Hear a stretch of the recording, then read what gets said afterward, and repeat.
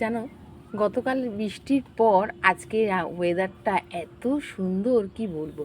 খুব যে বেশি বৃষ্টি হয়েছে তা না, কিন্তু তীব্র গরমের হাত থেকে একটু রেহাই পেলাম। বেশ ভালো লাগছে। সকালবেলায় উঠে ছাদের কাজকর্মগুলো আস্তে আস্তে সারছি, আর এত ভালো লাগছে যে কি বলবো। তো যাই হোক, আমি কিন্তু চলে এসেছি আজ শশা গাছের কাছে। কদিন আগে শশা গাছের বীজ পুঁতেছিলাম, ছোটো ছোটো চারা বেরিয়েছিল। তারপরে সেইগুলোকে তুলে আমি আমার এই সবজির ক্যারেটে পুঁতে দিয়েছিলাম পেঁপে গাছের গোড়ায়। এখন দেখছি খুব সুন্দর জালি পড়েছে। ওই দেখো, বেবি শশা দেখেছো, বেশ অনেকগুলো জালি পড়েছে, ডালপালাও বেশ সুন্দর বেরিয়েছে, গাছের গ্রোথও হয়েছে কিন্তু খুব সুন্দর।